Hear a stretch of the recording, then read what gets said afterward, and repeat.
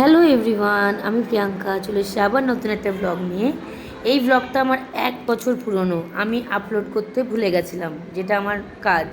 তো যাই হোক, আমি এখন নতুন করে ব্লগটাকে এডিট করছি। তো দিনটা ছিল লাক্সারি লিভিং, মানে ফেসবুকে তোমরা হয়তো অনেক দেখেছো লাক্সারি লিভিংয়ে একটা ফার্নিচারের দোকান।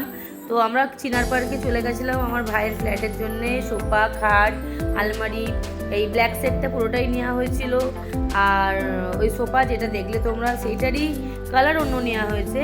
তো আমি বলবো সবাই যেতে পারো, ওখানে প্রচুর কালেকশন রয়েছে। এই সোফাটাই নিয়েছে, শুধু কালারটা আলাদা। তোমরা সবাই যেতে পারো, কালেকশন ওখানে প্রচুর রয়েছে। আমার নামে যেহেতু নেওয়া হয়েছিল, আমার ভাই নিয়েছিল, তাই ওর ঘরের জিনিস আমার নামে নিয়েছিল। যাই হোক, ওই টিভিটা গিফট করেছিল, টিভিটা নিয়ে আমাকে নিয়ে একটু ফটো তুলছিল ওরা।